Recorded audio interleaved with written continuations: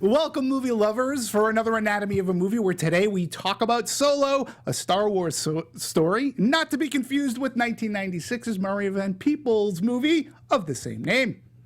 Welcome to Popcorn Talk, featuring movie discussion, news, and interviews. Popcorn Talk, we talk movies. And now, here's Popcorn Talk's Anatomy of a Movie. Well, welcome back, everybody. Demetri Panos here. And thank God I am not solo today. I have my band of rebels when we're ready to talk Solo, a Star Wars story today. Just a couple of things. If you're a regular viewer or listener of Anatomy of a Movie, welcome back. If not, just be warned, we are very spoilerific. And we will spoil the movie. Not like Bad Meat, but just the movie. So, please listen on, view on, watch on, whatever medium you have. We really appreciate you joining. And why don't I introduce you to my band of rebels. Today, we got Marisa Serafini. Hello, everyone. One of the originals of Anatomy of a Movie. Yeah. And then we have returning guest panelist, Kristian Bladt. Welcome. Hello. If it's a Disney property, I'll be here. Hey. Happy to talk Star Wars, always. Well, we're glad to have you back. Glad to have you back. Phil is out tuning up the Millennium Falcon today, but he will be flying back and with us next week, I'm assuming, I hope.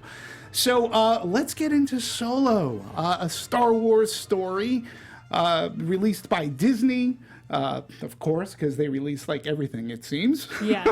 So every other film is Disney this summer. Yeah, basically. and once they buy Fox, everything will be Disney. Right. So, as we always open up every show, we open up with opinions, and I always love to defer ladies first. Marisa, what did you think about Solo? So I was excited to see this. You know, the whole talks of Solo and the Star Wars films in the past few years. I remember when they first casted Alden, and everyone was like kind of, not to say wishy-washy, but we're like, well, wasn't sure what to expect. But after seeing Hail Caesar about 2 years ago and knowing that he was going to be Han Solo in this film, I was like, hey, I can picture it. I can see he can get the persona, personality, charismatic. It was fun. This film was fun. Had high expectations and it hit a lot of them. Really, the only adjective I can think for this film was fun. It's a good adjective. Yeah. I think it's an apt adjective because that's what I was telling people, because I'd known people that were kind of on the fence, you know, hardcore Star Wars fans, like, yeah, but do I need a movie about Han Solo, a young Han Solo? And I'm like, well, yeah, of course. It's, it's a territory that's been well mined in sort of expanded universe novels and comics and things. And I was like, yeah, I definitely want to see that on the big screen. I didn't know anything about Alden, is it Einrich or Einreich? I always get his name wrong. But I didn't know anything about him going into it. And but I was just like, well, it looks cool. I am definitely ready to go on the journey. And as I was talking about beforehand, I saw it for the second time yesterday morning. So clearly, if I saw it twice, it must have done something for me. And I just found it to be fun in a way that perhaps the last couple Star Wars movies were not fun.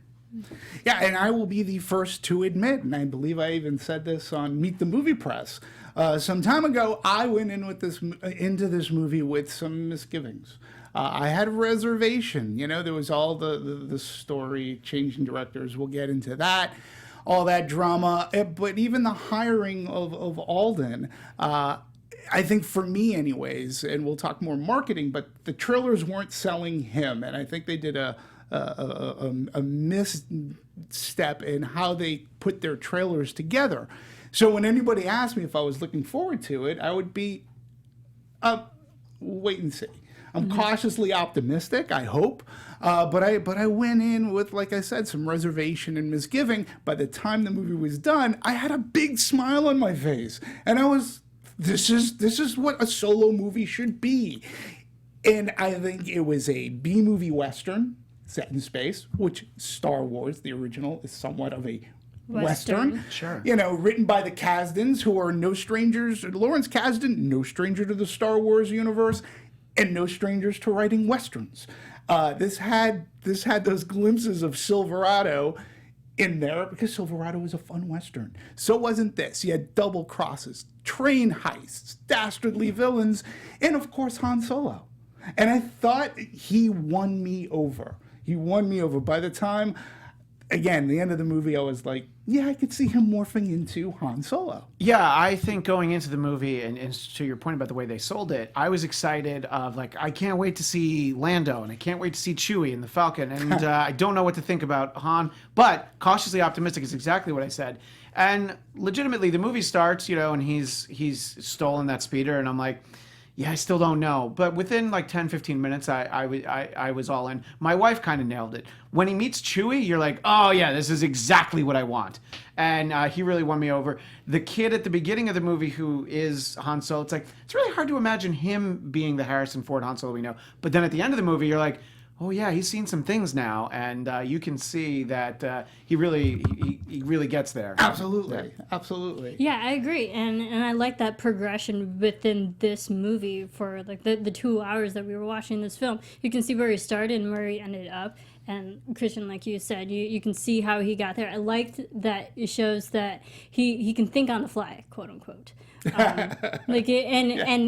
good at lying his way out of situations, which we've seen in other films. Absolutely. But you can see why he had to do it, and sometimes it works, and sometimes it blows up in his face. But it's funny because it's a character development. Absolutely, and two things I wanted to point out. You said 2-hour movie. I think it's clocks in a little. 2:15, but a lot of that, there's credits at the end. Sure. I felt that the pacing of the movie was fantastic for this kind of a movie. It was didn't feel long. No, it felt short, and that to me is a strength. It's a positive, right? I liken this kid's Alden's performance to Chris Pine, and here's why. Chris Pine is chosen to play Captain Kirk, right? And you're filling in these shoes of William Shatner, and wisely J.J. Abrams and company is like he didn't play William Shatner. He played Captain Kirk. So you can see the the evolution of him going into Captain Kirk, right? And there were glimpses there. Same thing with Alden. He didn't play wisely. He did not play Harrison Ford. He played Han Solo. There's a difference. And by the end of the movie, you can see him literally morphing into the Han Solo that we all know and love. I mean, when you have an actor like Harrison Ford, it's hard to put anybody else in his shoes. Much like William Shatner, who had 50-year legacy, right, of people watching him. How do you pick somebody to play that character? And I really think that to everybody's point here in the panel, I think he did a really good job by the end of the movie. Yeah, I was thinking about this movie after the fact, and that's a great comparison to Chris Pine. I was thinking of it in terms of like the first time you see a new James Bond. I think Daniel Craig is great, but still that first movie, you needed a few minutes. You're just like, oh, this guy's James Bond. Or you're like, oh, I really like him. But not the first second you see him, you're like, I'm all in on this James Bond. You have to kind of win us over a little bit. Yeah. And I think that this was an example of that. Yeah, absolutely. Absolutely. So, and we're going to get into production, but since we're talking about casting, this has it has a multicultural cast. It has a cast of good, knowns, unknowns, people, yeah. and people that I really enjoyed.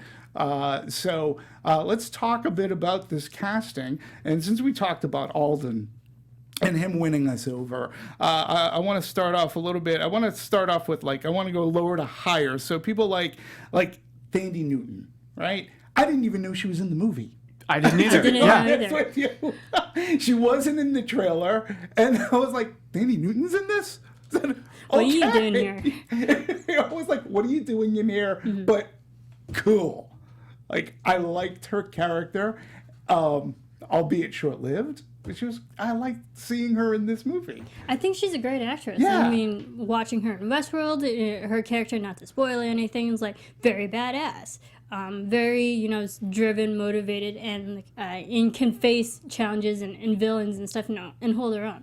So I think she's a great actress in that because she's already established that she can do that in Westworld. She can obviously do it in this film.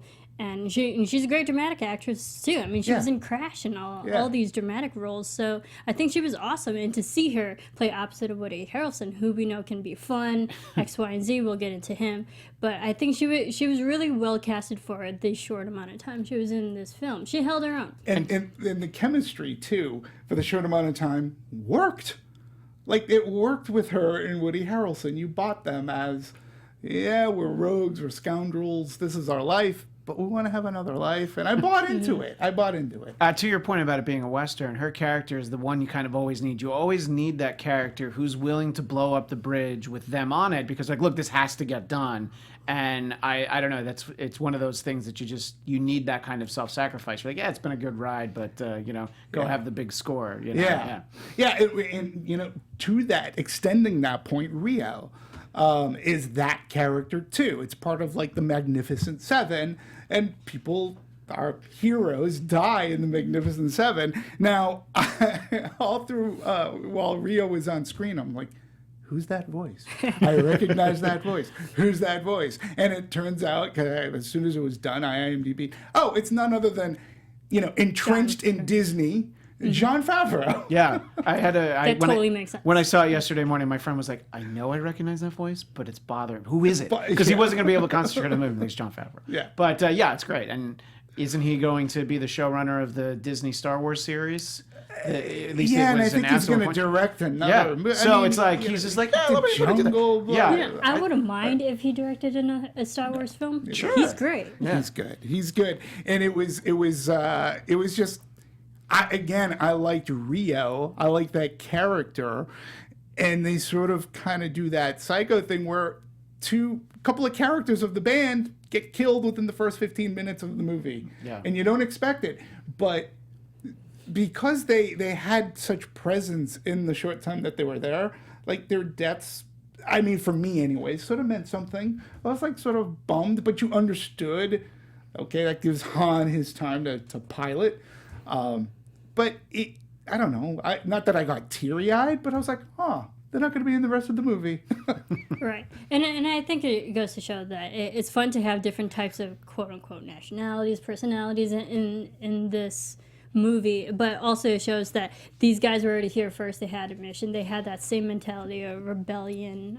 Empire's bad. Let's do X, Y, and Z. And I like that because it shows, yes, they were there first, but they had to eventually get out of the picture so Han can step in and become the person that he is. So essentially, they just had to, not to sound terrible, get out of the way so Han can take place and step up. Sure, absolutely. So, and then from there, let's talk a little Lando.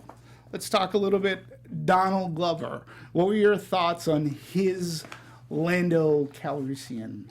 Awesome. Yeah, he was great. I'll let you elaborate on that. But you can go first. I was. This is what I was the most excited for because I thought Donald Glover was such a great choice before they'd ever even shot it. And like, this is going to be great.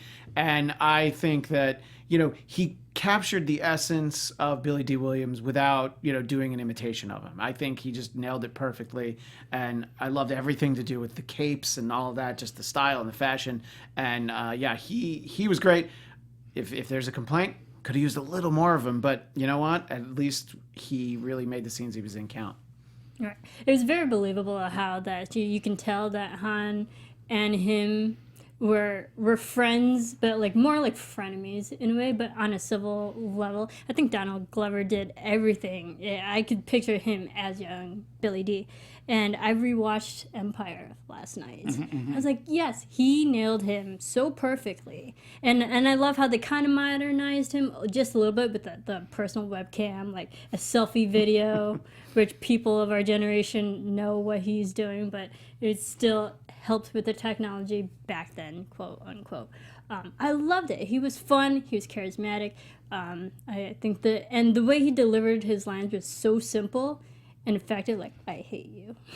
Well, funny. Yeah, those parts were funny. I guess for me, he was a little bit too Billy D. Williams, other than trying to own it. I mean, I liked him. I didn't hate him. Stuff with the capes. Hysterical. Yeah, like, that's a custom piece when she's trying to put out the fire, yeah. So, and I love that. But to me, again, that goes to the strength of the writing, which really beefed up the characters a lot. And I really do think, too, we'll talk writing in just a bit, but I really think that the writing has a lot to be given credit for the characters that we got. And I think that the actors rose up to the level of the writing. Because there's so much going on. And as Star Wars fans, you have a lot to live up to when you're doing Billy D. Williams and you know, especially in Empire Strikes Back, right? But you the line, I hate you, right? It's like, and he puts his arm around him. That is such, like, that's a Han Lando moment in Solo that when you see Empire and he does this switcher, he goes, what are you doing here? And it was a good scene, and you could see how it translates into Empire. That's what I liked a lot about the writing, and how that one scene in particular, you talked about it. It works. There's a lot of motifs. Sorry. Absolutely. There's a lot of motifs in this one that definitely go back to Empire, because when we see them like reunite, you can tell that they're giving each other a hard time, and then they embrace in a hug. And then you also saw that in Empire, and like there were certain elements of their relationship, their friendship, that can translate throughout all these years they're friends. Yes. And going to the point of the I hate you, Han's response of I know, which of course is a motif from Empire Strikes Back, a very famous moment. So I loved their interaction so much. And I'm sure that there'll be more Han and Lando interactions between here and Empire Strikes Back that I think will just just be even that much more fun. Yeah. Did you it notice was the fun. helmet he was wearing? Oh, absolutely. Woody Harrelson. Woody Harrelson was the same helmet The Lando that disguise. Lando wears Lando in was Return of the Jedi.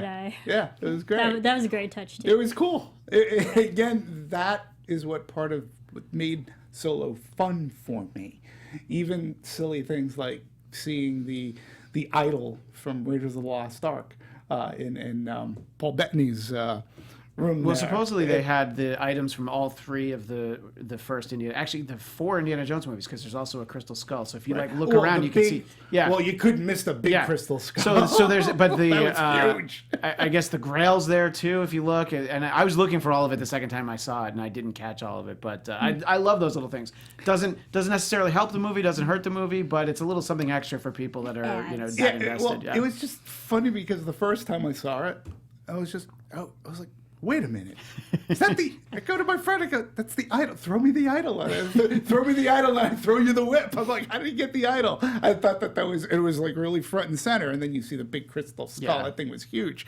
So, well, let's talk about Dryden Vos, Paul Bettany. Again, so entrenched right now in the Disney. Oh, it's like, well, you're done with Vision. You want to be in the Solo movie? Yeah, all right, I'm not doing anything. You killed me. Well, actually, Paul Bettany begged to be in this film. He wanted, I was like good friends with Ron Howard, the director. He just wanted to be in the film, like a cameo as a stormtrooper. And then with the whole recasting of the directors and whatnot and reshifting of direction, that they rewrote his part into the script, so he's actually the villain. Yeah. He just wanted a cameo.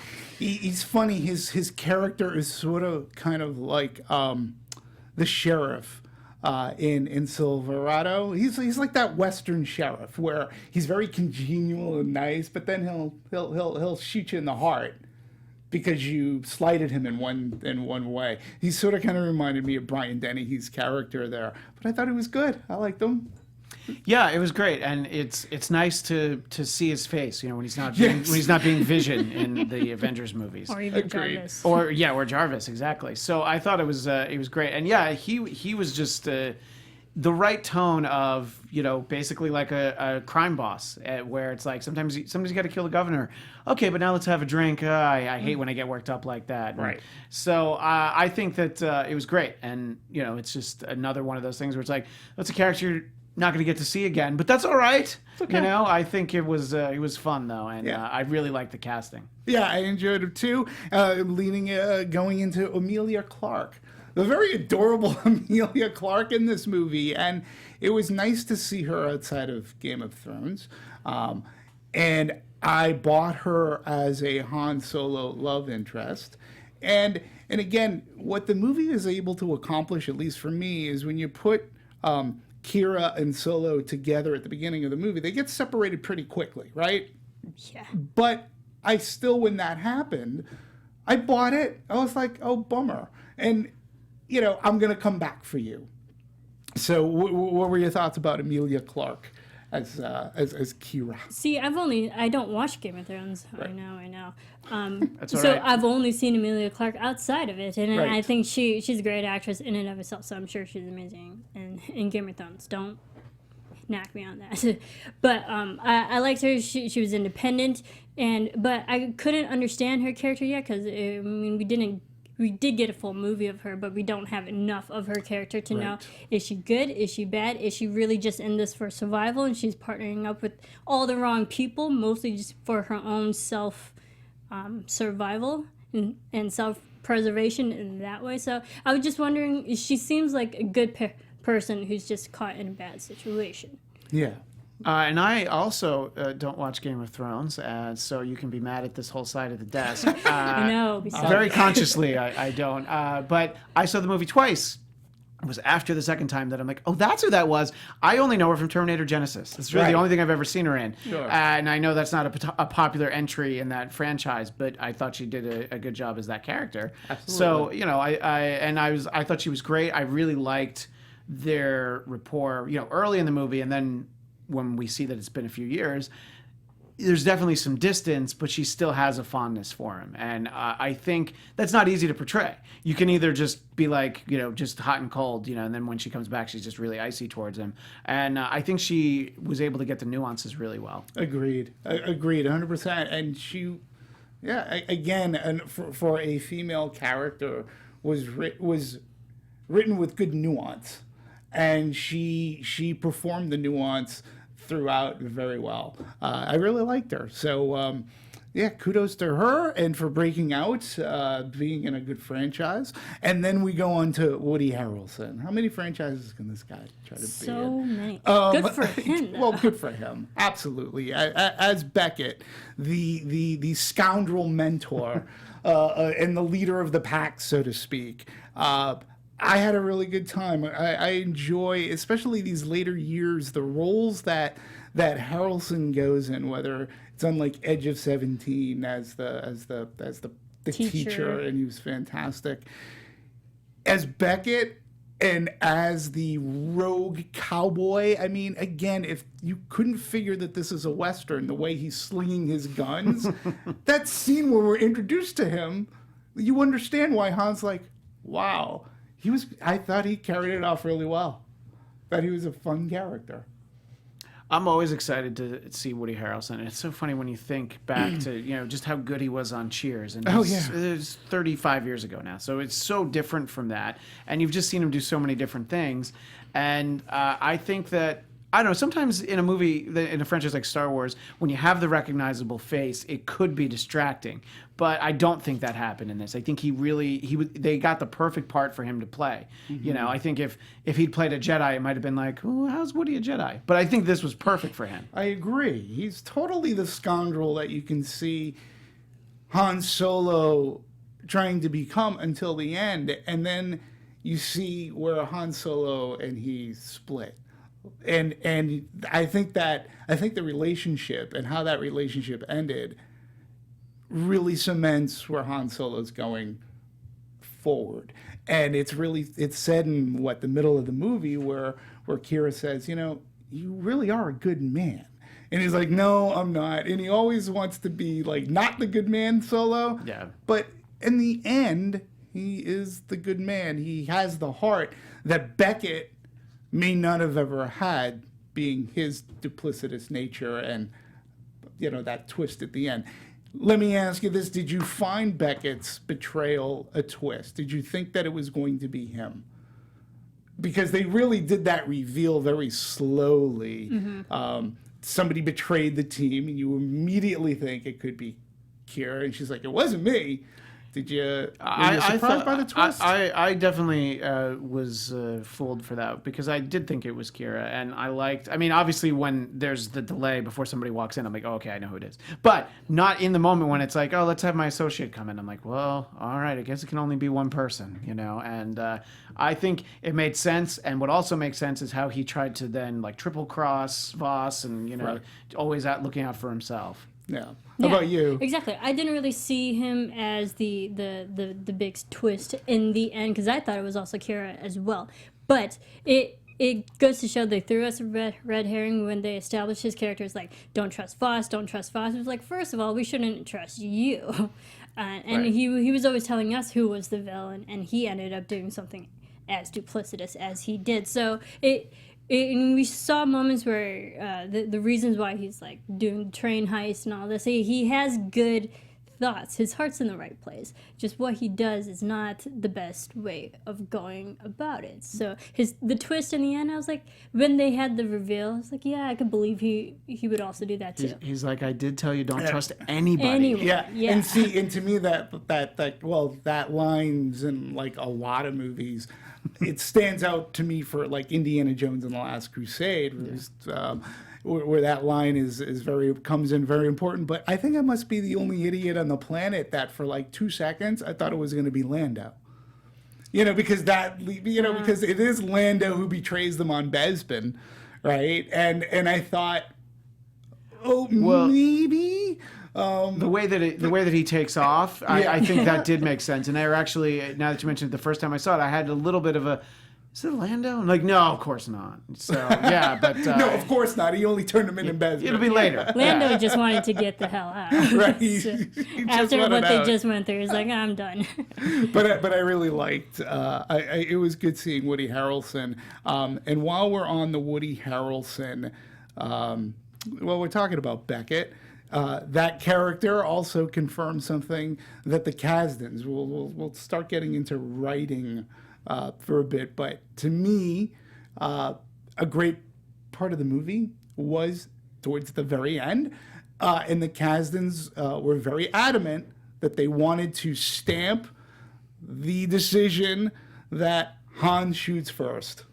Han shoots first, and to me, that was a great scene. I think it was very important that there's no way in that situation you can't shoot first. He's like, Right. and Beckett even says, I would have killed you. Yeah. So it's like you had to. And that's why I always believe Han always shoots first, no matter what George Lucas tried to tell me 20 years later. Yeah, and again, I grew up with Star Wars. I was an 11-year-old kid. Yeah, I'm that old. Han always shot first, so it was always crazy to think otherwise. But I loved how the Kasdan say, and I quote, we leave no doubt that Han shoots first. And it was in mid-sentence. It wasn't like Beckett was saying, I'm going to kill you now, and then he shoots him. No, he was talking. He had like a monologue, and he just shot him. Yeah. It was a cool scene. I liked it. It was a good shout out, and I think, and we'll get more into cinematography later. But there was a shot where when they're fighting or they're facing standoff with the pirates, Yeah, the quote unquote, there, Marauders. and there was an actual shot of his hand like over his gun. Yeah, right. Total Western before Total. shootout. I was like, yeah, he's awesome. Yeah. Like, that's a good establishing shot. Definitely Absolutely. Western, to Western, but definitely shows that he's willing to shoot first. He is, and I commend the Kasdans for doing it. And again, I said at the top, they're no stranger to the Star Wars universe. So Lawrence Kasdan is no stranger to the Star Wars universe in writing Westerns. I really thought that the screenplay here really elevated everything else. And they made a space Western that's fun. Technically, it's a B movie, but we got a great chase scene. A train scene, I should say. A train heist. Chase scene at the beginning for a little bit. So I want to talk about, what are your thoughts about their screenplay and how they worked it out? Because a lot of people are like, oh, it wasn't dark enough. And I'm like, no, I think it was the perfect tone for a solo movie. Yeah, I was talking about this yesterday, and I think that the exact wrong approach would have been to give us Christopher Nolan or Zack Snyder's Han Solo. And I know those are directors, but that sort of approach would have been completely wrong. I think there are characters in the Star Wars universe that you could certainly do that with, but Han Solo is not one of them. I think you needed to have fun. He was always very likable. Even in New Hope, you see it for the first time. He's like, well, that guy's taking the money and run, but we liked him. You know what? He's got his own problems to deal with. I guess it's all right. I think that they had the right tone. I'm fascinated, and I know we'll probably never really know. I'd love to know what the original screenplay was with the original directors before Ron Howard came in.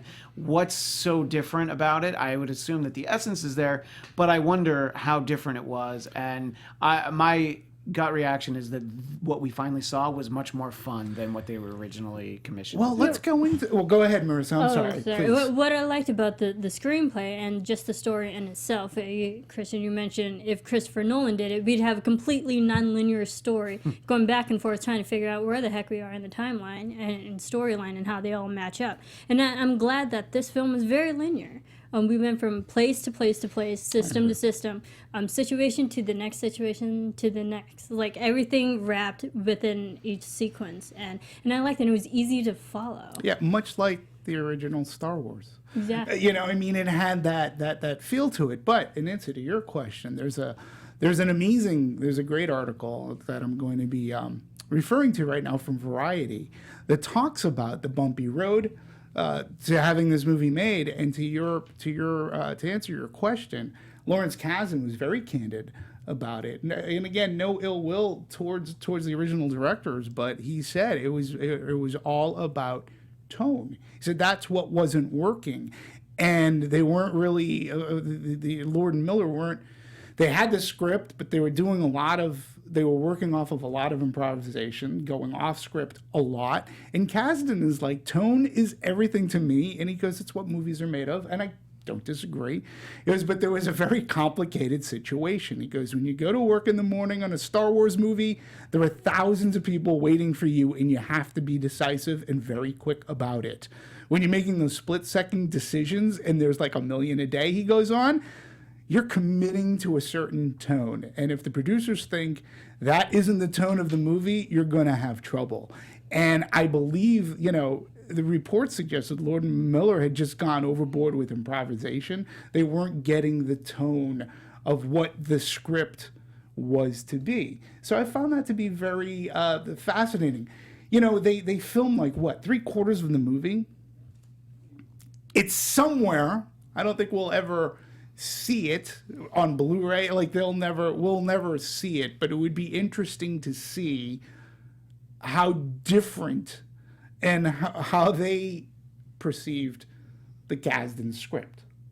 Yeah, I mean, it's right up there with Eric Stoltz as Marty McFly. You've seen like a few seconds of it, but even though the movie was largely filmed, they're just like, out of respect to the people who were let go, let's just not put it out there. But I don't know. I think that it's a lot different making a Star Wars movie than making 21 Jump Street, I mean, and I think that people are very critical that Disney will do a lot of these sort of things where they'll replace directors, one of the biggest being Edgar Wright on Ant-Man.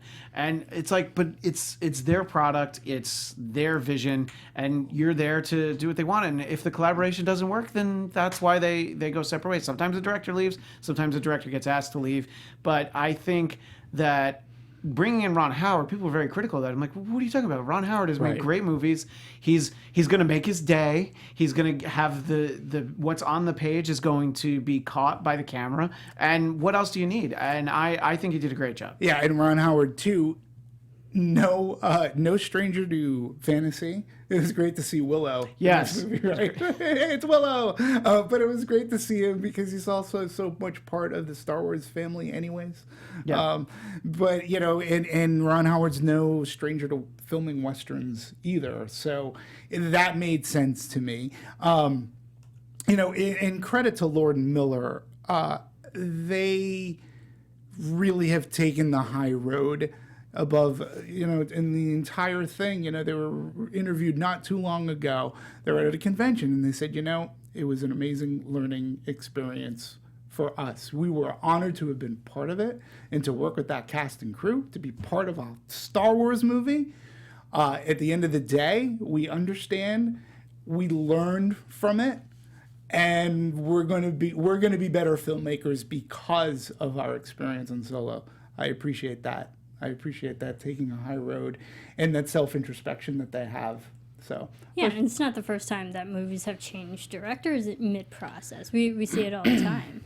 And beginning in production, middle of production, it happens a lot. And reshoots. I mean, World War Z is infamous for its entire third act reshoot, which a lot of that third act is on the Blu-ray, which I think was very bold to put on there. So you can sort of see what they were going for and how they changed it.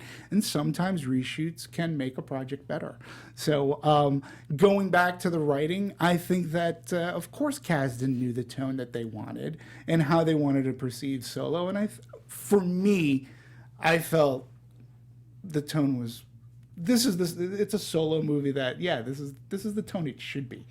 Yeah, I don't want to get bogged down in The Last Jedi, but what was missing was the feeling I had for this movie. And it wasn't, you talk about the smile on your face. Smile on your face isn't there nearly enough in The Last Jedi. This, I think, is like, this is what I want. And what I like about these side stories, well, although I guess Rogue One was about something very important, but this is like, you know what? It's not always the fate of the galaxy hangs in the balance. It's like, no, there's just some guys trying to, basically make a quick buck, and they're dealing with gangsters or whatever. It's like, it's a Western. I like that. I like the smaller stories. I like that everything isn't always like, oh my God, we gotta save everything. And it's like, no, we're just saving ourselves, really.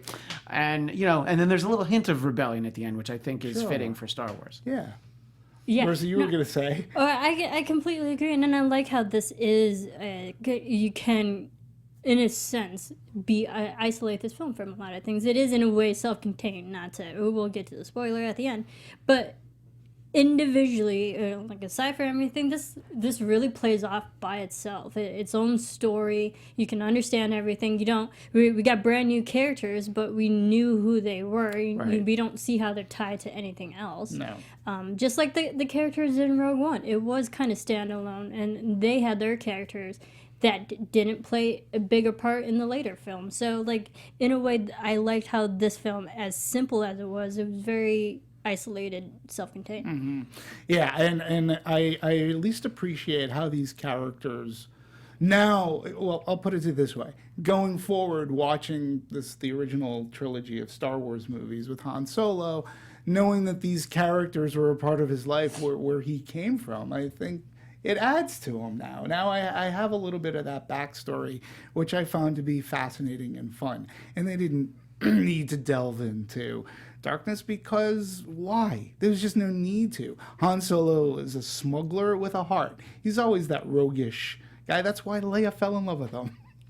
Yeah, it's good to skip the 3 years good of man. atrocities that he saw as an enlisted man in the Imperial Navy, Yes. which I love that as a plot point. Just like, I got to get out of here. Okay, I'm going to enlist. I don't care what they believe in. I know that but it's like, I got to get out of here. And I thought that was great. And I don't know if that was something that was established in, whether it's canon or not. I don't know that I knew that he had ever served. So I kind of liked that. I was like, oh, this is a really interesting thing about the character that I never imagined, that, he actually was in the military at some point. I like that too. I want to bring something up, because this has actually there's been debate about this. When he enlists, and what's your last name? And it's an Imperial officer who comes up with Solo, right? I felt it was clever. I liked it. I had no beef with it whatsoever, but a lot of people had beef with this. Let's throw it to the panel. What did you guys think? I agree with you 100%. I'm like, oh, that's fun. That's really cool. But I then after found out, people were like, that's so stupid. That it's like, I don't know, he didn't have a last name. So I don't know. I thought it was funny, and I liked it. It's kind of a nice little explanation. I don't understand. Well, I guess I should understand why people get upset, because people get upset about everything. But I thought it was fine. Yeah, I didn't mind it. It added to the character and just solidified the title.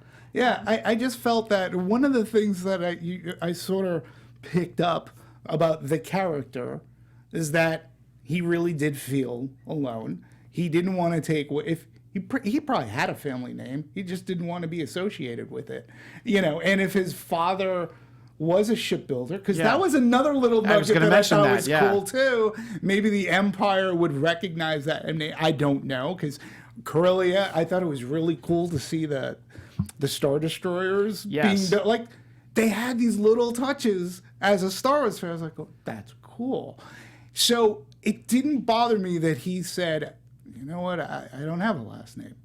He goes, oh, you're by yourself. I thought it was a fun way to give him Solo, Han Solo. And it makes sense and he for took it. And it makes No. sense for his character, who'd been essentially "quote unquote" living off the street, that he wouldn't have an established name or family name or surname for him. So yeah, he is so independent.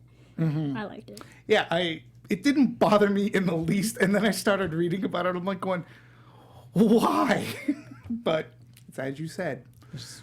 Anything that happens in a movie like this, there will be someone that's upset about it. Yeah, and they speak loud. Yes. They talk They're very louder loudly. than ever. They're louder than ever. Maybe some of them so- are in our chat right now. I don't know. I haven't Yeah, paid maybe. attention. I hope not. I mean, No. we can't not be the only people showing love, for this movie, because I really think that it was a lot of fun. So much so that I saw it within 3 days of each other. I went and saw it again, and I have to say, for a second viewing, it held up very well, if not even a little bit better, because all the surprises were out of the way, so I was able to just watch it. I always like to see a movie, from like a Marvel movie, a Star Wars movie. I always like to see it a second time, because the first time I'm just too like, yeah, but what happens next? But what happens next? What happens next? So when I can relax and be like, oh, there's other parts coming up, and let me enjoy what's here right now, and then. Yeah, I don't know. And it was just like, oh, the part with the capes is coming up. I'm going to laugh again. Yeah, I'm gonna laugh again. I always like to if I get the time, I like to see a movie second time still in the theater. Yeah, and let's talk about, too, from a story perspective, and we're going to get to the twist, what that means in the Star Wars galaxy. But, the important thing of all the Star Wars movies, starting with Star Wars Empire Jedi, is the relationship between Han and Chewie. Even in the Christmas special, Han has to bring Chewie back to Kashyyyk for Life Day. But it's a relationship that it's a really great. They can finish each other's sentences almost. And it was interesting. I was wondering if they were going to bring up this life debt thing, because that's how this friendship started in a sense. But they still had the theme of slavery, the freedom of the slavery. I bought into it. I was like, okay. This is it. This is how Chewbacca was a slave. Of course, there was no big, it wasn't a twist. When they threw him in the pit and you heard the beast and the growl, it's like, oh, this is going to be Chewie. I thought it was great. Again, I'm not smart enough. I thought it was going to be like a a rancor rancor? or something. Right. I was just like, all right. And then I'm like, oh, it's Chewie. That makes so much sense. See, so you have the Rancor. Yeah. I have Lando. Yeah, right, exactly. I thought the Rancor. I was like, this is like Return of the Jedi. Yeah. which was fine. But I like this because it shows that he was fighting to save his life against that they didn't just start off as friends. It had to be a relationship that was built throughout in this film. We have to work together to get out of this. Yeah. And I liked it too. My only, I guess, my slight criticism is when Chewie's throwing him around that room. Any normal human being's back would have been broken. Yes. I mean, the force in which he was throwing him, and when he threw him up, that was great. He just goes flying up and down. I really like that, but that's going to bring me to another point of controversy. Okay, so then we have the touching moment when they're on on the ship, going towards, just prior to the train heist, robbery. yeah. And they have this dialogue, and well, so what's your name? He's like, Chewbacca. Now, we're going to have to come up with a nickname for that. I can't be calling you Chewbacca. And it was cemented to me that, A, they were going to be together. They were going to be partners. And people were talking, well, that's a stupid way for him to get a nickname. I'm like, is it really? I didn't think so. To me, it was very organic. Of course he's going to call him Chewie. I don't understand. What are people complaining about? It's established that he calls him Chewie. Yeah. So why would you call him Chewie? Oh, because you don't want to say Chewbacca all the time. I don't know. I thought it's another cute moment. It is a mouthful. Yeah, right, exactly. Baseball players. they give baseball players nicknames for the same reason. And by the way, just because we're talking about this portion of the film, I think the first thing that I really liked that we saw Alden do is when he started speaking Wookiee. I was like already mostly won over at that point, and I liked that he didn't speak it well, and the subtitles reflected the fact that and Chewie's like, all right, I get it, this guy's a little bit of an idiot, but I know what he's saying. Yeah, At least he's attempting. Yeah, and I liked how Han was like, yeah, I speak a little. We're like, oh, no. So it makes sense of how he can understand Chewie, and like really no one else can. And he used the word wolf milker again, which is in Force Awakens. I really, as a Star Wars fan and reading some of the well, they're no longer canon, but even some of the Star Wars Solo Han Solo, there's a great Han Solo comic that's out that Marvel made, but I really enjoyed the beginnings of this relationship, and I thought they tied it in just perfectly. And again, I thought they got the tone right. We have to work together for a cause, and when he and how he becomes co-pilot. Yeah. Everything was, to me, it felt organic.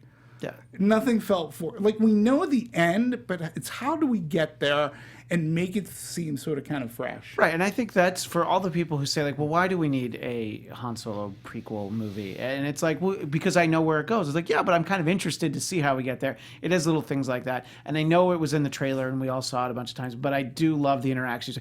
You're 190 years old? You look great. You look great. And I was just like, I think that's funny, too. It's just Chewie's like, oh, I know how to do all this stuff. You just didn't ask me to. Yeah. Like, I'm a great pilot. I'm a great co-pilot. So I think that the Han-Chewie relationship is so important to this movie working. Han's pining away for Kira, but really the person that he needs to spend the rest of his life with is right there next to him, Chewbacca. And it's funny because even Kira recognizes, it's like, go to your friend, he needs you. And you're going to need him. I think that was a great moment in the movie. Yeah, it was a cool moment. It was a really cool moment. And it was good, it's good to see Chewbacca.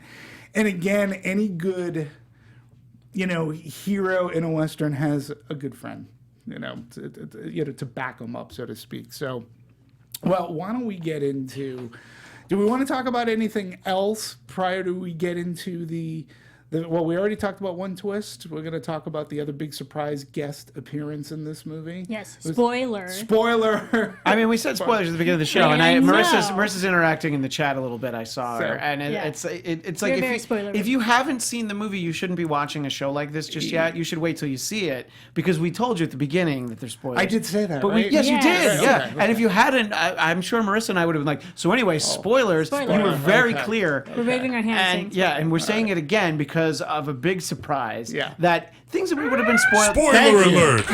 Spoiler alert! Things that would have been That was the spoiled best, up thank to you. now are just more like little like, oh, interesting story things. Right. But a major reveal is now something that we will talk about. Yeah, we're going to talk about. And to the viewer or viewers, sorry. I mean, I don't want to ruin the experience. If anything, I hope it enhances your experience, because now you can pick things out. But you're going to want to click off now, because this one caught me off guard completely. I was not expecting it. Not at all. Not at all. I thought it was handled really cool as a Star Wars. So we'll just get into it, Because we're spoiling everything. So Crimson Dawn is the Western crime syndicate here, and we find out that Bettany's character is not the real bad guy, but he's to answer to someone else. And when we find that reveal, middleman. He is he's middle management. I'm like, oh, there's someone higher He's the than Dwight him. Schrute of this organization. but here's the thing: it ends up being none other than Darth Maul. And when she starts communicating and we hear the voice, I'm like, okay, so she's talking to the Emperor. I get it. That's what I thought. Like, of course. Yeah. Yeah. I got it. Emperor's got a hand in everything. Yep. And then I'm like, that's not the Emperor. Dude, I was the same way. And look, I know that he's 'Cause the alive. hood. Yeah, he's alive in first Clone Wars and Rebels. But I still don't expect things like that, even though they've been very clear that they do consider those things to be canon. I just didn't expect that we would actually see him. And when we did, I'm like, oh. I had a friend that I told to see it because I knew that no matter what he thought about the rest of the movie, he was going to be so excited about Darth Maul, and I was right. And it's just such a cool reveal because it's a character that he looks great and he's so awesome, and then they kill him right away in Phantom Menace. And you're like, could have really used some more adventures with him. So I'm glad that at least the potential is there, that we'll see him, not even necessarily in another solo movie. It just means that we can see him in some other, expanded standalone Star Wars movie. Right. Yeah, and there were some hints to Crimson Dawn. He's red. He's red. It makes sense. You're like, oh, duh, of course. It had to be. And I liked it because Maul for Phantom Menace, as awful as people think that movie is, whatever, he was a great villain in Menace, and he's a good villain in Rebels and in Clone Wars. So it's cool to see him back. I don't mind the fact that they brought back Maul at all, because he is an iconic character just within popular culture, within the Star Wars canon. Right. It's cool to see him back, because you're agree. crap, what else is he gonna do now? We have to watch out for him. I agree. And again, what I really liked about his inclusion in this is that it's a real shock to everybody, but to those who don't follow Star Wars as a Star Wars fan, like say, you only watch the movies. Right. You don't read the books. You don't see the comic books. You've never seen Clone Wars and or Rebels. You're just watching the movies. So you haven't seen Darth Maul In almost 20 long years. time. Yeah. Yeah. So when it shows up, you're like, what the fuck? Like, you're like, whoa. So, and again, this is what I respected about this movie, is that they really played to everybody, not just the diehards or the nitpick for fans. Like, again, if you've only stayed, and there are people, and I would say they're a majority. A lot of these people, they've watched the movies and have enjoyed them. And I thought it was really good. It's interesting about the timeline that this falls in, because we know, like, if again, just bringing Rebels in a little bit, Obi-Wan faces off again, with him. He eventually meets his demise, but I like how he is now part of this crime syndicate, and it's not the Empire, and that was fascinating to me. I loved how too, if you watch, like, his lower half was all mechanical. The mechanical legs. Yeah. And then when he does this and that new lightsaber pops in, and he's like, you and I are going to be working together a lot more closely. And you just saw gulp. Yeah. And again, to reinforce the point that there'll always be someone that complains about everything, this movie was like, well, why did he turn on his lightsaber? And I read some quotes from Ron Howard that they filmed it a few different ways, and they looked at it and they were like, you know what, it needs a little something extra.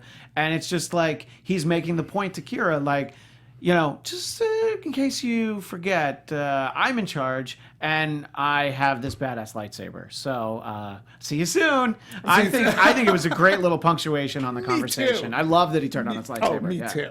I would have been disappointed if he didn't. I would have been one of the people complaining. I would have been like, why didn't he put on his lightsaber? I know, because that's the thing with when we were first introduced to Maul in Phantom Menace, when they showed his double-edged sword, we were like, what the hell? That's awesome. It was like it was like a completely establishing a completely different lightsaber sword that we've never seen before. Right. So that itself became iconic. So I was like, yeah, we have to see it again if we get him back. Yeah, and if you're going to go through the trouble of having him grab his lightsaber, you better well freaking turn it on. Because I would have been like you. I would have been like, why not turn it on? I wanted to see it. So it was very interesting. So he is Crimson Dawn. And whether or not, we'll talk about Legacy of Han Solo and if they make more sequels, and I don't want to theorize, but this is going to be a very fascinating, if they make a 2 and a 3, as to how Crimson Dawn further directs Han Solo's path. But we already see he's really no love of the Empire. Yeah, Right. I think serving is what reminded him, like, these guys don't know what they're doing. It's as with anything. It's just like there's a lot of bureaucracy, and he's even trying to question his leaders, the generals or whatever. And he's just like, yeah, but why are we going that way? It's like, all right, well, you're clearly not suited to be in the military Right. if you're going to ask why. my favorite line in that scene is like, "Oh, it's their planet, sir. Aren't we the hostiles?" I thought that was a really that was line. great, actually. And yeah. again, it's to me that's the Kasdan punch. So, but Darth Maul in this movie, it was like a whoa. I was like, okay. Yeah. I'm in, and You're I like, think, whoa. yeah, and I totally bought into it, and it also made, though, too, Kira's situation. Like, I got the sense that Kira was forced into a situation to get off of Corellia, and that she was forced to make some decisions that weren't morally just. And I think that the character understood this, and now she sees herself getting a little bit deeper into it. To survive, she has to. And you just, like, the gulp moment where she's like, shit, what am I going to do? Like, Right. she's like, okay. And I thought it was a rather touching moment, too, when Han's like, come on, we got to go. She goes, I got to pick up some more trinkets. I'm right behind you. And then when you see that yacht going by, I love that shot. From down looking Just at Han and Chewie looking up, and she, and he's like, yeah. okay, I got Chewie, you know? Yeah. So I want to talk a little bit about cinematography because, Marisa, you brought this up earlier, and I think it's very important in this movie. This movie really looked good, and I've seen it on a premium large format screen. I saw it in XD both times. It looked very solid, I felt. Just from its landscapes, the lighting on it, particularly when we're in the deserts, and those shots, those iconic staple shots that make a Western a Western.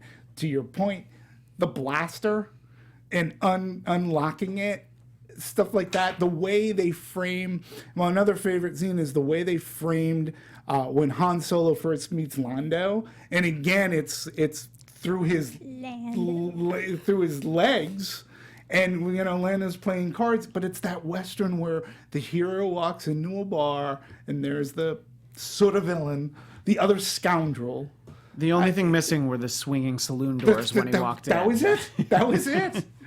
I really felt that the cinematography in this movie I thought it was great. I thought they did a really good job. This Bradford Young, who's worked with Ron Howard before, I thought he got the lighting.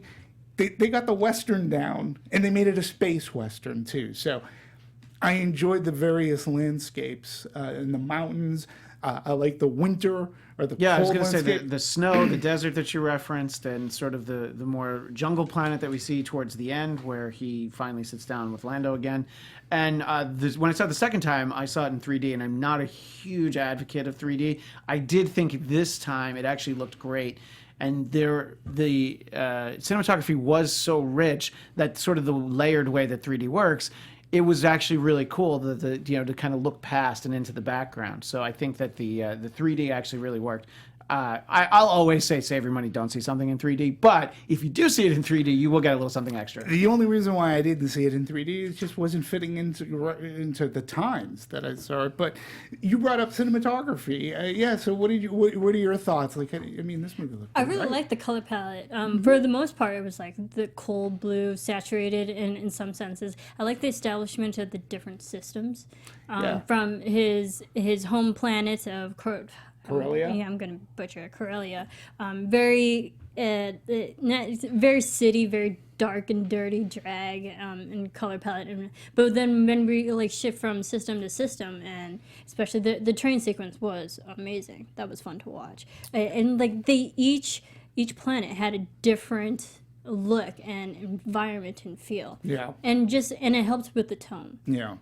I felt so, I feel the same way. I want to talk a little bit about the train robbery because it looked great. We had a very interesting train and train track. This was not your normal monorail system, right? So, again, harkens back to things like the Great Train Robbery. I even saw a little bit of Firefly in this movie, particularly with the big crew. Firefly, Joss Whedon's always said, took place in the western border, right? You had marauders in Firefly, so I liked how you had the marauders here, the pirates. But that train heist scene was done, and again, it had that serial-like quality because they were always running into a problem, and then the train would flip. Like that was That's cool. something we have. That was really cool, yeah. Right? And then, as a Star Wars nerd, I loved that the snow troopers that we saw were different than the ones in Empire Strikes Back. They had sort of like a little bit more fur, and so then the thought in my head is, must be colder than Hoth down there. They need a little bit more. Yeah. I did like that with the stormtroopers. There was a line at the beginning of the film, and they're trying to leave the quote unquote airport or wherever transport place Yeah. that they are, and one of the stormtroopers was like, "Carry on, carry on." Carry on. I was like, I wonder if that's the same one. Carry on. Carry on. That's kind of a large part of your job as a stormtrooper. Just carry on. Carry It's like on. nothing to see here. Go home, Yeah. folks. And then the propaganda art too exactly. was like really interesting. And Darth Maul being in this, I didn't. If that character had turned out to be the Emperor, right? Because I felt the same way. I would have been, oh, okay, that makes sense. Sure. Yeah. Mm-hmm. Now that the Emperor is not in this, I was like, even better. I like the fact that we hopefully won't get the Emperor or even Darth Vader. To me, it makes this more standalone in the growth of Han Solo. He enlisted in the Empire. We know that there's an Emperor, but we didn't see the Emperor's not pulling the strings on this story as of yet. But in this movie, no. And so that's what made Darth Maul even more of the surprise with the reveal. So I also like just the establishment of the Empire and how Han knows their process, their work process. Because there was, while I was rewatching Empire again for the millionth time, it never really put two and two together. I was like, oh yeah, he knows how the Empire works. He knows their system. And especially is like against the Empire protocol, they'll release all the trash and we'll just float away with it. I was like, how does he know that? And then knowing now that he used to work for the Empire, is like, that's how he can outmaneuver him every time. But that's that knowledge did lead to a funny moment in the film where he's like, that's all right. They're not going to send a TIE fighter out after a freighter. And then they send like 6. They send all So I thought that was a great moment. And, Han still has a lot of things to learn, as well represented by him saying, I have a good feeling about this. Yeah, he's like, oh, you'll see. But the other cool thing of that scene too. Well, let's talk a little. We have to talk the Kessel Run, right? Yeah. So we have to talk about the punchline to the whole Kessel Run. Yes, of course. So, of course, Han truly is a great pilot, which leads into Empire Strikes Back, going through the asteroid field, right? Which seemed to be almost similar to the Kessel Run. What's going on there? He has experience. He has experience, and but yeah, I really enjoyed. And I really enjoyed the Kessel Run, how they presented it. I liked it better the second time around because I was able to at least take it all in. The first time things were happening, I'm so focused, I was trying to get a geography of what the hell is this Kessel Run? And I always seem to forget the spice mines of Kessel, that 3PO Yes. says in the opening moments of Star Wars, we'll be thrown back to the spice mines of Kessel for sure. And how it all interweaves into our beautiful galaxy far, far away. But I liked the Kessel Run and how it was interpreted for this movie. Yeah, I think it was great that we got to see it. I mean, I think that's one of those things that when you think there's going to be a standalone Han Solo prequel, you're like, well, I hope we get to see stuff like that. There's a part of me that would have liked to have seen Jabba, but fortunately he's referenced in passing. Yeah, which I'm like, okay, that's good enough. And but of course, as you said, the punchline for the Kessel Run, which is great because Chewie, after he says like, "Oh, hey, Kessel Run 12 parsecs," and Chewie says something he's like, "Well, I rounded down," which I thought was great. I thought that was so funny. And when you think about it, he did sort of kind of cheat. That's true. He put an additive into his fuel. Yeah, he put an additive into his fuel, and he flew through something you're not supposed to fly through. Right. But of course, it's Han Solo. Yeah. I buy it. But it makes the line even more iconic than it already is. You've never heard of the Millennium Falcon?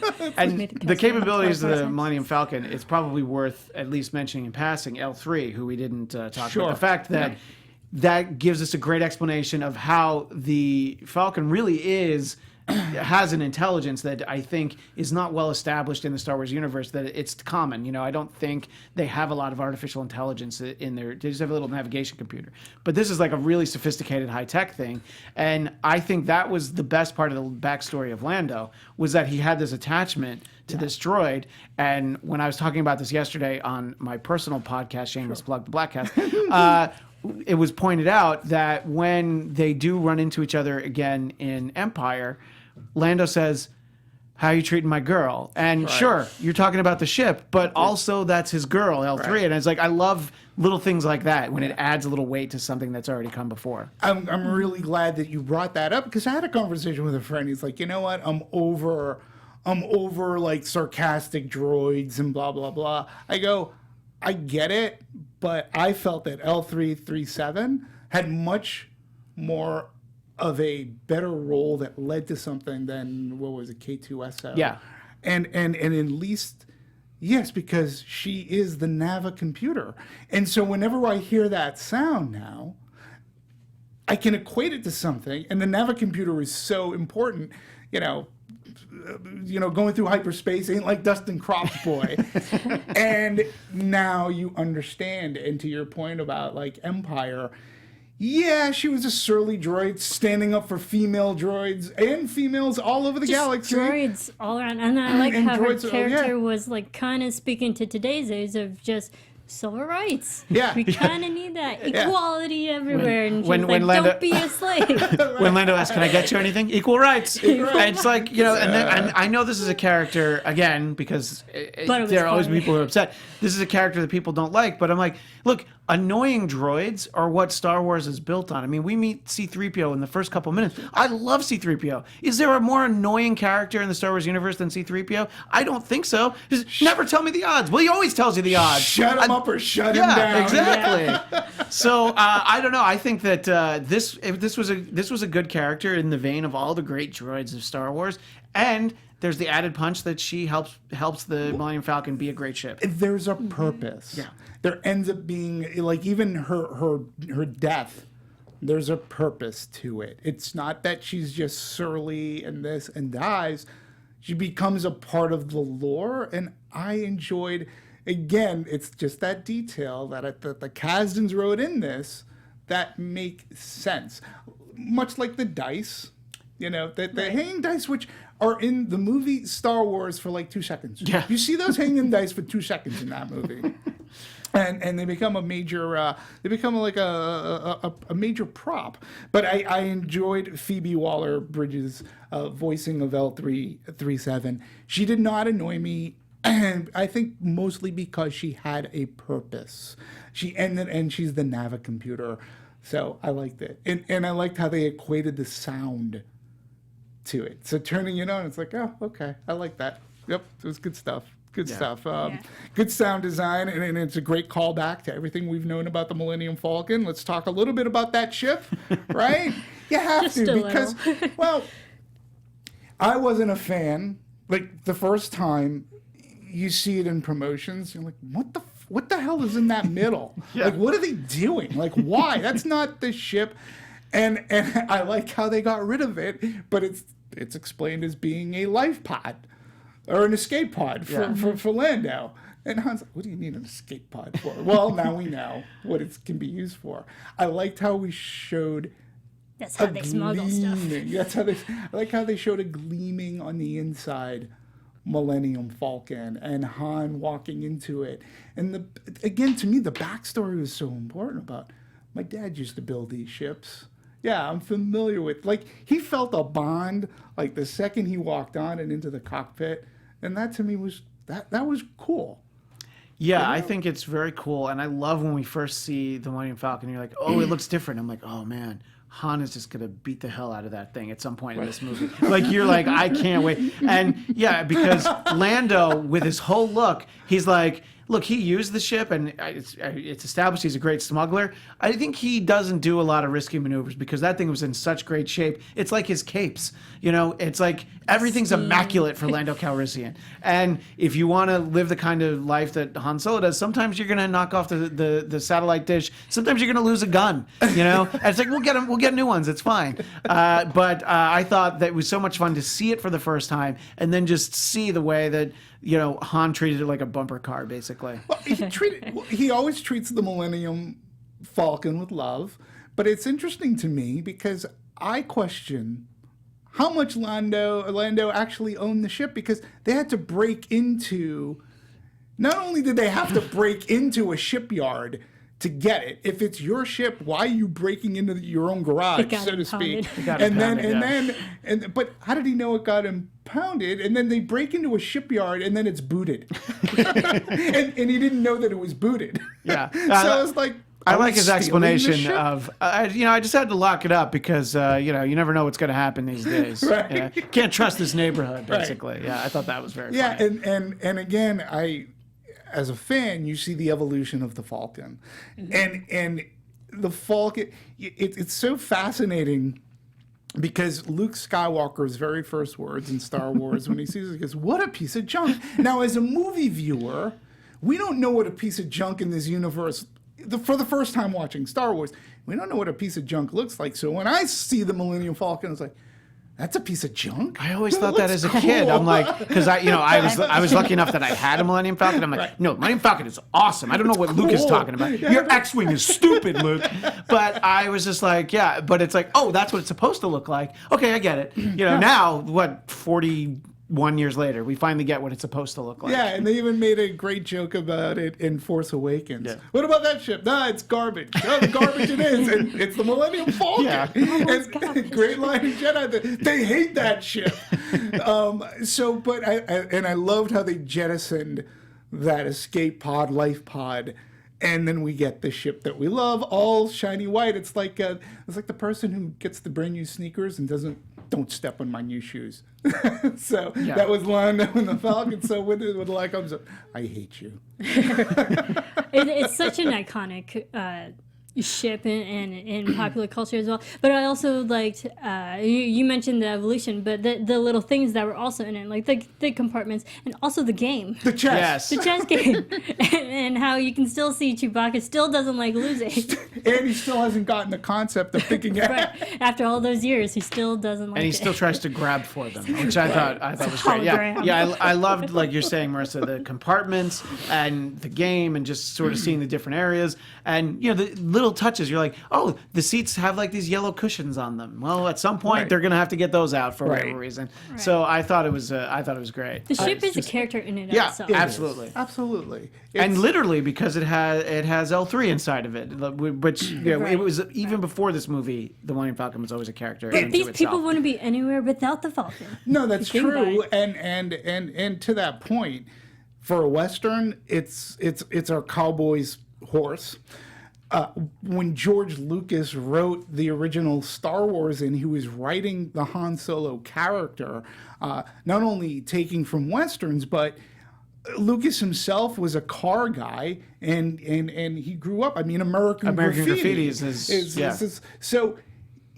It was the fast car. It was the car to beat. It was the ship to beat.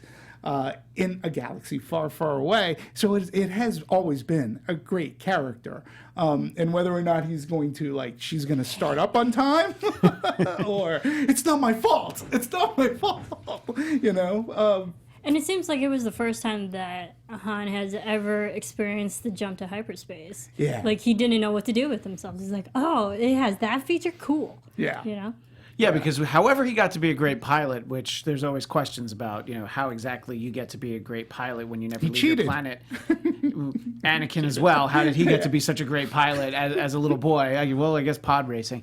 And then he never would have done the jump to hyperspace if he never left Corellia, because obviously you can't. You have to leave your world to do it. So I think he's like, well, I'm a great pilot, but this is new. So I think it's a nice little touch. Yeah, and did the Empire had a bit of a hand? I mean, he started off in flight school before he got kicked out for not listening or taking orders, right? Which makes sense.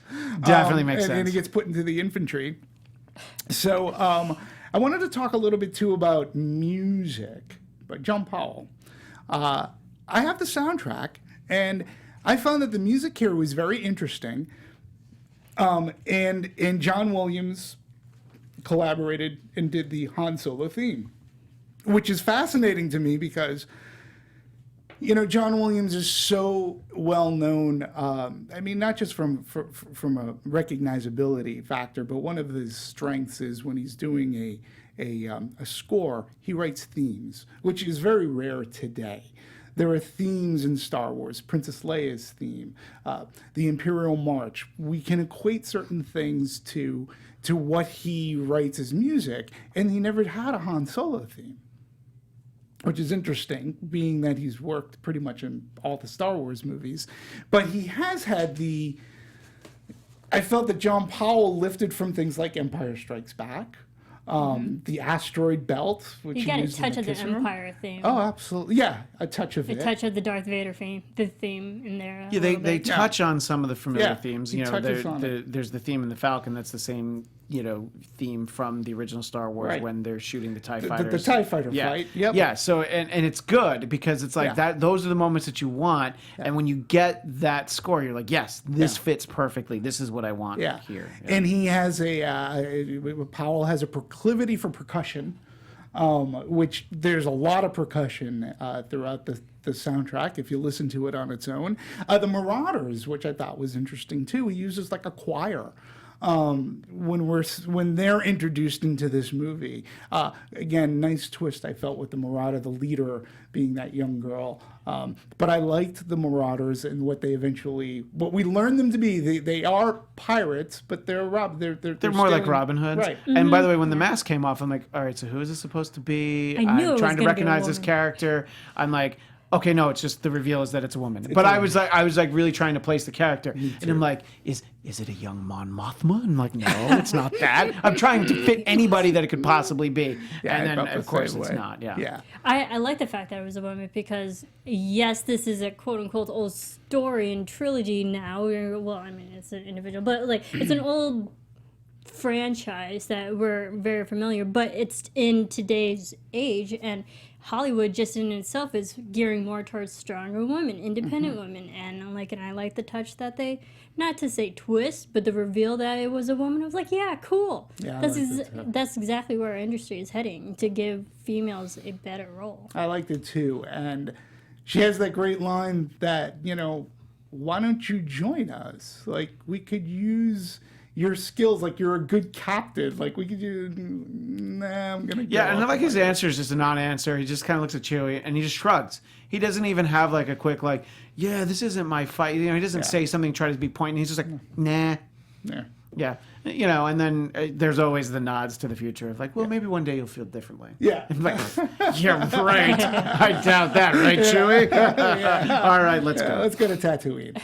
Oh, irony. So, what else? Are we missing anything else in production that was interesting, Marisa? I'm gonna throw to you if there's something Unlike that we just missed. we know it had a high production budget. Hoofa! Yeah. There's I a lot of really have production debate in the chat as to whether it was 250 or 300 or 300. million. Yeah, And we but- know there was a lot of reshoots as well. Well, yeah. Well, again, there is an article in Variety about this as well. So 250 looks to be the production budget, with 150 being spent on hard drives and advertising. So that brings the total cum to, if my math is correct, and it usually sucks, but I think I got it right, $400 million. Right. That's a lot of credits. It's the highest budget for any of the Star Wars films. So, and there was a lot of overtime, from what I understand. Yeah, that Right, makes and- sense. And their production went well over what was originally slated, to make. Being when you fire directors 3/4 of the way through, Ron Howard had a big task, I think, ahead of him. And it's going to be interesting because, again, we'll never know, unless there's a book written later on down the line, what he reshot. And, to fit the tone that the Kasdans originally wrote the script for.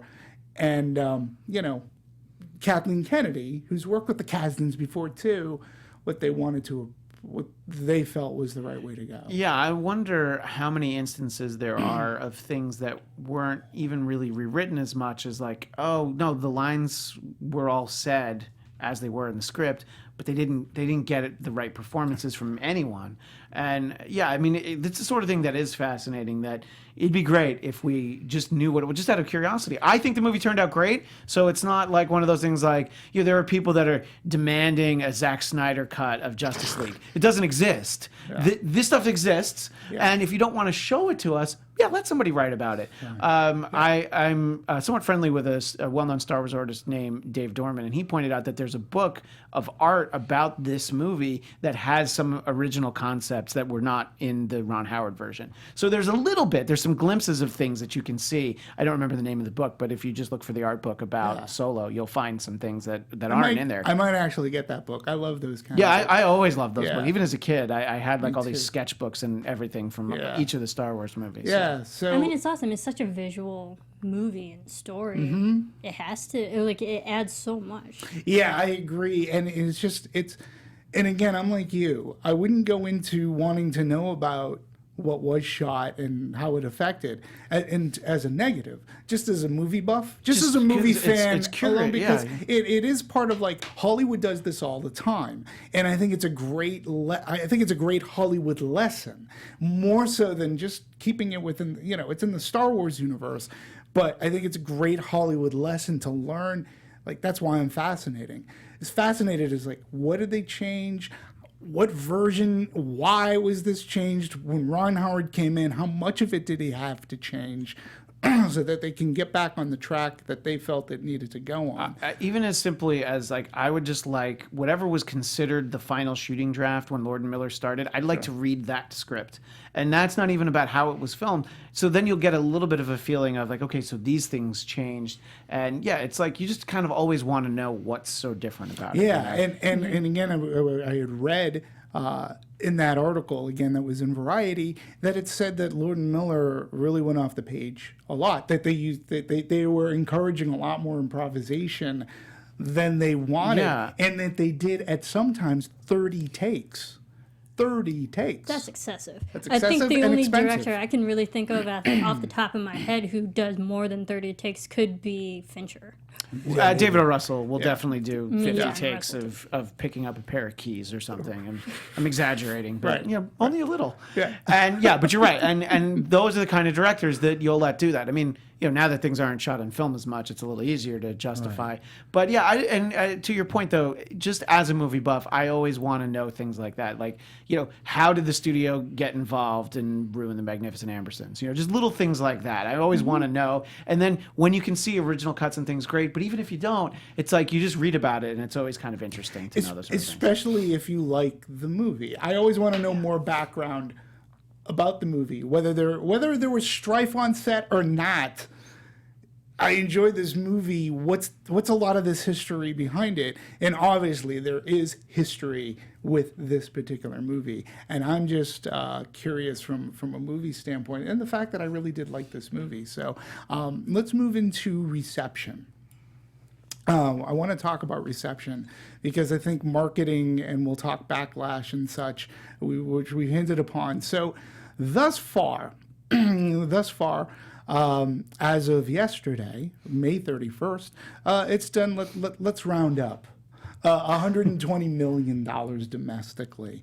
And for a movie that's been out 8 days, let's point that out. Yeah, absolutely. Listen, I remember a day if a movie reached $100 million, that was a benchmark.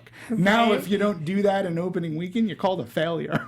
Yeah, and to me, it just makes me laugh. Not to get too off the topic, but the perfect example of how I didn't understand box office was when the second Andrew Garfield Spider-Man came out, Amazing Spider-Man 2. It made $500 million. And they're like, it was a colossal failure. I'm like, how? No, you made so much money.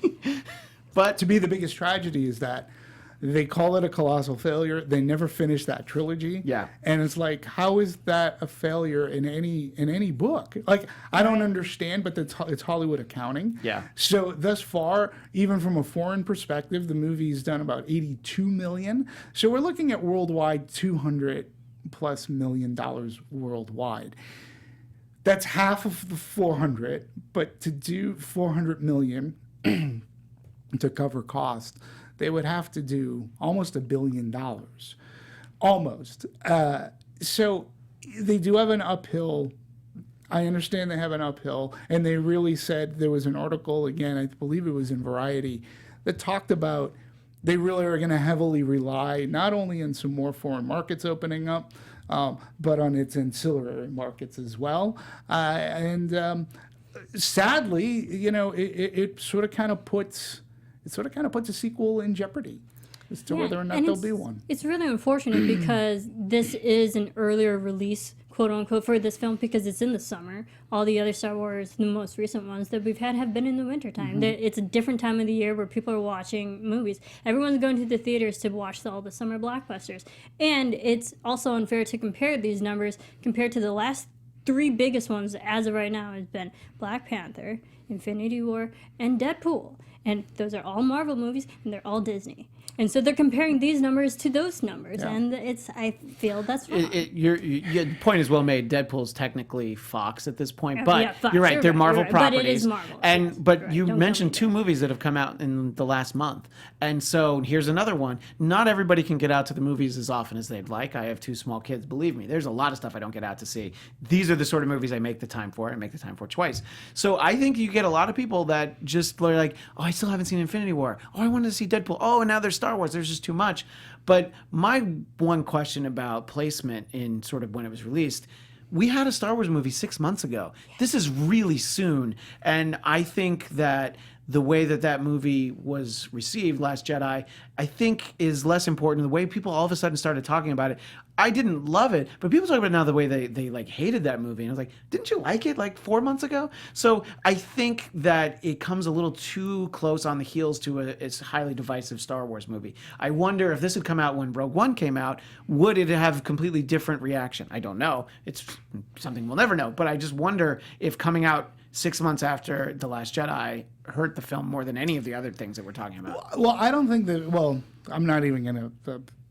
Just watch our Rogue One recap. I'm not going to get into Rogue One, but it's an interesting idea, and growing up as a product of like the 70s and 80s, these movies came out on Memorial Day weekend or around that time. Every 3 years. Yeah. Every 3 years, and I know this for a fact because my birthday is on May 22nd. And part of my birthday celebration was going into Boston to see these movies. But to see Raiders of the Lost Ark, like these were big time summer releases that would come out May and June, right? Like that was a big time. So a lot of people, Forbes magazine had an article that said, no, it's not Star Wars fatigue, it's all on Solo itself. And it's too bad. This movie, for whatever its reasons, it's getting this bad rap, and I don't understand why. From a critic standpoint, I believe the last I checked, Rotten Tomatoes was at 71%, right? I think Rogue One was 90 or high 80s or low 90s. Again, I don't agree with that at all, but it's high. It is high, but I don't understand. But I've heard people say this movie is trite, the movie is light. And I'm like, but did you ever watch Star Wars? Yeah. Star Wars is as simple as can be. It's a damsel who's not so much a damsel. She's pretty strong and powerful, but it's let's save the princess. Yeah. We've got sword fights. We've got knights. We've got honor. We've got a scoundrel, and we've got a farm boy, and it's this really evil character versus these really good characters. We don't even see an emperor in Star Wars. We just see something, good guys, bad guys. It's simple. It's a simple story. That's why it was so successful in the 70s, because there was a shift. There was a shift of the tone of how movies are, and Star Wars was Jaws, Close Encounters, and Star Wars and Raiders of the Lost Ark played a major part in the shift of how people and why people were going to the movies, because they had something to cheer for and it was positive and they were just fun. Solo is just fun. I can go to the movies to have a good time. Doesn't have to be dark or too heady. That's why I like Ready Player One, because it was just fun. Right. Also, and just the releases of the original trilogy back then in the cast that they had tentpole actors back then. They had Billy D. Williams. They had Harrison Ford was on his way up from these films. I mean, especially by Return of the Jedi. Yeah. By the And time we Return of the had- Jedi comes out, Harrison Ford, he'd already been Yes. Indiana Jones. And we had Alec McGinnis, Alec Guinness, yep. Alec Guinness. It's like we had big names back then that helped to bring the audience to, and they didn't have internet.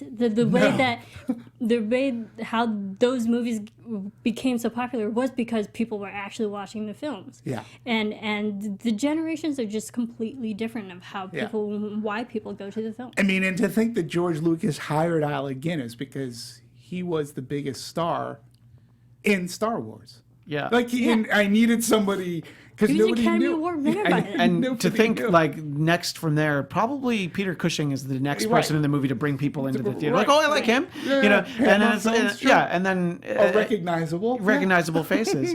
And yeah, I think that I think this movie could have done better to come out next May. And I think I didn't have the bad reaction some people did when I heard that Disney was going to be making Star Wars movies. When they said they were going to put out a Star Wars movie every year, I'm like, I think that's too much. I love that the trilogy movies came out 3 years apart. We had to wait forever. Marissa, you wouldn't even understand. That wait from 1980 to 1983, Darth Vader says, Luke, I'm your father. Like, what? No, that can't be true. That doesn't even make sense. Oh, no, Han Solo's frozen. In 3 years. That's interminable. And at That's the long. time, That's a you long didn't wait. even necessarily know how many years it would be because Yeah. there was nothing really set. There was nothing about franchise. Like, they made the movie. Well, Star Wars was a hit. Nobody thought it was going to be a hit.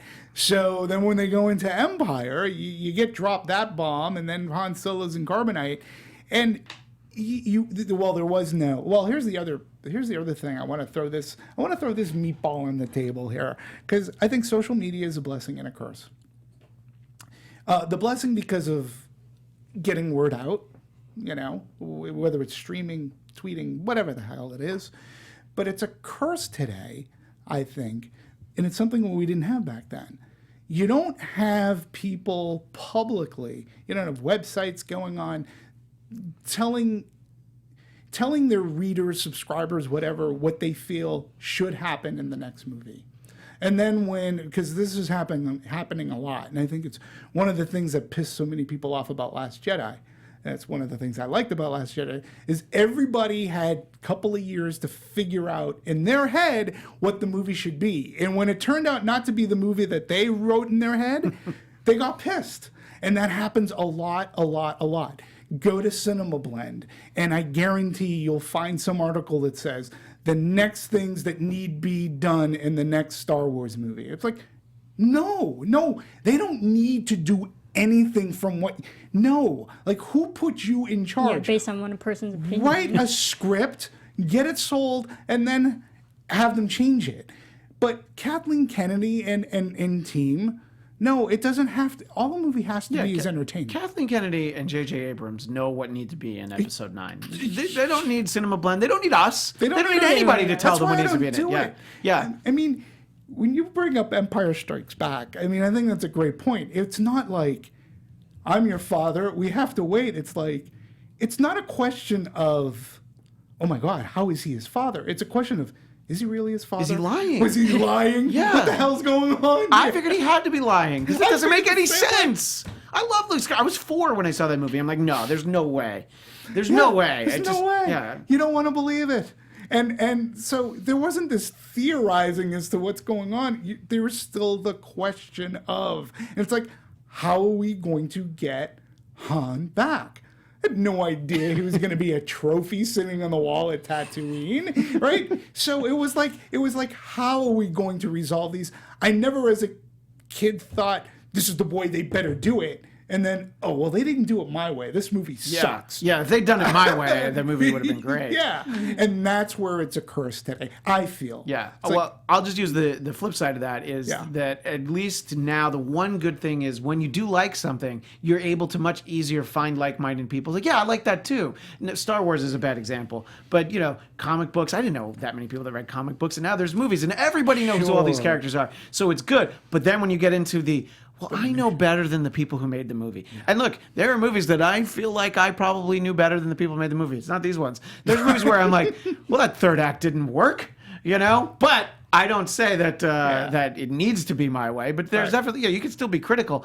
But people are there. You have a small minority of people that are so much louder than there used to be magazines that would be like, oh, here's a little bit about Return of the Jedi, or here's what's going to happen in Revenge of the Jedi, as it was called. Starlog. Was Starlog magazine. It came out once a month, and it was like printed.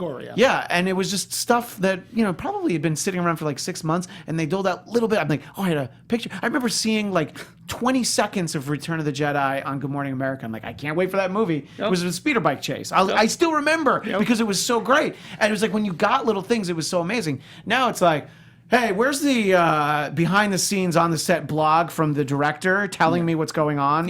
Like, I don't want that much access, but to your point, that's it's just what people are conditioned to seeing. Exactly, they are. Yeah, they want so much. That's the exact problem with. Sorry, not No. That's the exact problem with the internet, because we effing millennials love to know what's up. And we go every single day trying to find the newest update on, hey, this is happening, they casted this person, they're filming here, X, Y, and Z. We're so conditioned to knowing what exactly they're doing every single freaking day on production. And allow me, we don't have that. And allow me to add to that, they will, up to release of the movie, or like when it's in pre-production, they will search for every single spoiler possible and then release it saying this is what's going to happen, blah blah. Oh, we found this out, and then like a week prior to the release of the movie, I don't want any spoilers. It's like, for 5 years all you've been releasing is spoilers, and now you don't want to hear spoilers. But you're right though. Reading Starlog, there would be a picture of C-3PO on Tatooine Desert. There would be an article about it, but there were no spoilers. And sometimes we are conditioned today to getting information like this, but sometimes that hurts. And I don't know what it is with Solo necessarily. I would call it light and breezy and fun and thrilling and action, but I would never call it trite, because as a Star Wars fan, and again, this is a movie that won me over, I didn't go in with the highest of expectations. So for it to win me over, I felt that was a win for them for doing this Star Wars story. It got an A- on Cinema Score, which is pretty damn good. That means the audience. They did something right. And I'd say that's fairly accurate. It's not an A+ movie, but it's definitely an A or an A-. It's not Solid great, film. solid, and I walked out with a smile. And we each saw it a second time, so that should tell you something. I think so. And you know what? I really am proud of my rebel friends here, because this I had hoped that we were going to be a panel of love for Solo, because maybe it'll encourage people to go back a second time and maybe appreciate it more. Or if you haven't, sorry if we spoiled a couple sorry of if you things, stuck in this long. but now go in and see the movie, and I think you'll come out with there a good are time. definitely Yeah. people who are still unsure, that like didn't want to see it and go, oh well, the box office wasn't great, so I must not see it for that reason. And I don't want to get bogged down in the tomato meter, but that is the worst indication of anything ever. And it's there's movies that have like 30s on tomato meter, and there's movies that have hundreds where you're like, no, neither of those are right. We talk about it all the time. Movies that are hundreds aren't even close to 100. And your movie to be a 30, I have to think of a movie I saw that was a 30. Oh, Aloha. That's one of the worst movies I've ever seen. I saw it in the theater. That's probably a 30. Our biggest disparity, Mother. Which that had an F on Cinema Score. Yeah.